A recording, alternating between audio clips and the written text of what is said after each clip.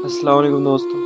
تو آج ہم بات کریں گے قسمت کے بارے میں. کچھ لوگ بولتے ہیں کہ انسان کی قسمت میں جو لکھا وہ وہی کرے گا.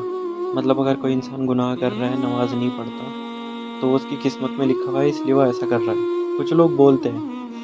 تو یہ وہی لوگ بولتے ہیں جو اپنے آپ کو، جو خود غلط ہوتے ہیں اور اپنے آپ کو صحیح ثابت کرنے کے لیے بولتے ہیں کہ قسمت میں لکھا ہوا ہے اس لیے ایسا ہو رہا ہے. تو اس کا ریزن یہ ہے کہ واقعی میں قسمت میں تو لکھا ہوا ہے کہ کس کو کیا بننا ہے، پر آدمی کے اندر، انسان کے اندر اللہ تعالیٰ نے ایک یونیک چیز ڈالی ہے، وہ ہے اس کا مائنڈ.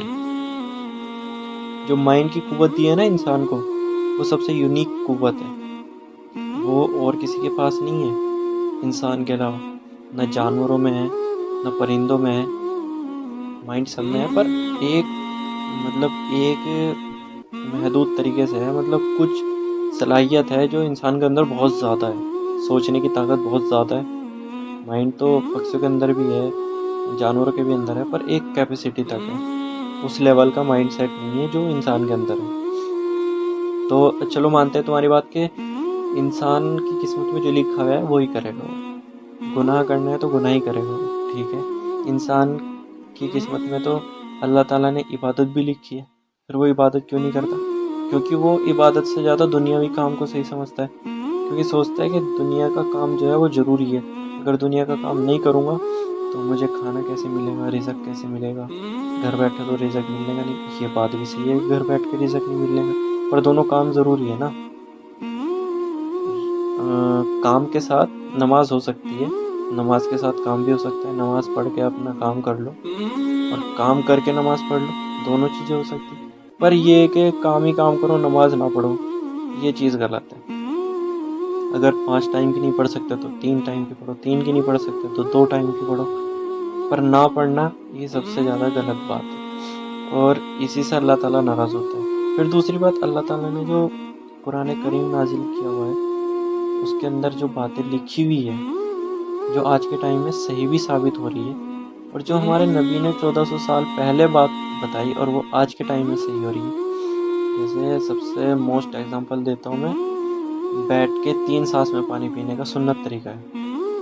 آج سائنس اس کو صحیح بتا رہی ہے. اس ٹائم تو نہیں پتا تھا لوگوں کو کہ بیٹھ کے پانی پینا کیوں چاہیے، 3 سانس میں ہی کیوں پینا چاہیے. کھڑے ہو کے پانی پیتے تھے پہلے، اور 3 سانس کے بجائے 1 سانس میں پی لیتے تھے.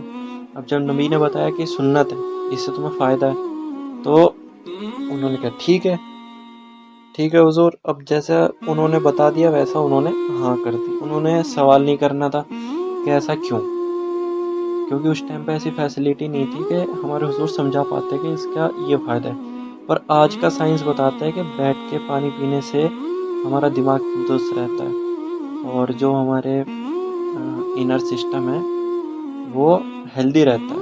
اگر کھڑے ہو کے پانی پیو گے تو وہ صحت کے لیے نقصان ہے، اور بیٹھ کے پانی پیو گے وہ صحیح ہے. 3 سانس میں پیو گے تو اور بھی بہتر ہے.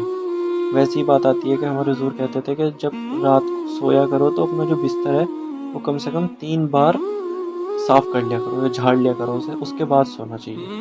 تو اب کوئی سوچتا ہے کہ اگر نہ بھی جھاڑو بستر صاف ہے، دیکھنے میں اگر صاف ہے بستر، مان لو کوئی کمرہ ایسا ہے جس میں دھول وغیرہ نہیں جاتی، بستر کھلا پڑا ہے، ہم گئے، ہم نے سوچا بستر تو صاف ہے، اور ہم لیٹ گئے، جا کے کہ بستر تو صاف ہے، اور ہمارے نبی نے بتا رکھا کہ بستر کو کم سے کم 3 بار جھاڑنا چاہیے. تو ہم سوچیں گے دھول تو ہے نہیں یار، کیا جھاڑنا، بس ایسے لیٹ جاؤ. پر آج کا ٹائم جو ہے وہ سائنس کا ہے. سائنس نے اس بات پہ ریسرچ کری کہ ایسا کیوں بتایا گیا. تو انہوں نے پایا کہ جو ہم رات کو سوتے ہیں نا، تو ہمارے کچھ باڈی سیلز ہوتے ہیں جو ڈیڈ سیل ہوتے ہیں نا، مطلب جو سیل مر جاتے ہیں بہت باریک، ہم تو انہیں آنکھوں سے دیکھ بھی نہیں سکتے، وہ گر جاتے ہیں بستر پہ. اگر ہم بستر جھاڑ دیتے ہیں تو ہمارا بستر ہو جاتا ہے کلین. اگر ہم پھر اسی پہ لیٹتے ہیں نا تو ہمیں کئی بیماری ہونے کا خطرہ ہے ان باڈی سیلز کی وجہ سے. کیونکہ جب وہ بستر پہ پڑے رہیں گے تو وہ جیسے ہی ہم لیٹیں گے وہ دوبارہ سے ہمارے باڈی کے کانٹیکٹ میں آ جائیں گے. اس وجہ سے ہمیں کئی بیماری ہو سکتی ہیں. تو یہ سائنس بتاتا ہے. اس ٹائم پہ سائنس نے اتنی ترقی نہیں کری تھی، تو لوگوں کا گیپ نہیں مانتا. نبی نے بول دیا تو ٹھیک ہے. اگر آج کا آدمی یہ سب باتیں جان کے بھی गलत काम करे या नबी को गलत बोले या अब भी ये बोले कि किस्मत के सहारे है, किस्मत में लिखा हुआ है, तो उसके बारे में तो कुछ बोलना ही बेकार है, क्योंकि उसने तो अपने सोचने की कुव्वत ही ख़त्म कर दी। जो आदमी सोच के भी सोच नहीं सकता वो क्या करेगा। और उसको समझाना भी ऐसा ही होगा कि जैसे वो मुहावरा आता है हमारे इंडिया में कि एक बंदर को एक चिड़िया समझा रही थी कि भाई तू बारिश में क्यों भीग रहा है, और वो फिर बंदर उसका भी घोंसला तोड़ देता है। तो वही काम होगा, वो तुम्हें और उल्टा तुम्हें ही सुनाएगा, उस अपने खुद के सोचने की जगह वो तुम्हें ही समझाएगा कि भाई ऐसा नहीं है, ऐसा नहीं है, ऐसा है, ऐसा नहीं है, ऐसा है। वो तुम्हें गलत साबित करेगा।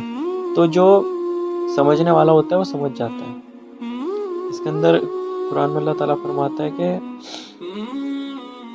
हक बात तो वो कबूल करते हैं जो बात को सुन ले, और जो मुर्दा है वो तो क़यामत के दिन ही उठेंगे। मतलब यह है कि जो दुनिया में बात नहीं सुनता उसकी मिसाल मुर्दा के मिसल है, कि वो मुर्दा है जो बात नहीं सुनता, हक बात नहीं सुनता, वो मुर्दा है। और जब ये क़यामत के दिन उठेंगे तब इन्हें पता चलेगा कि हमने क्या चीज़ सुन के अनसुनी कर दी, किस चीज़ पे अमल करना चाहिए तो वो हमने नहीं की। ये चीज़ इन्हें बाद में समझ आएगी। तो वीडियो में बस इतना ही। वीडियो अगर पसंद आए तो लाइक करें।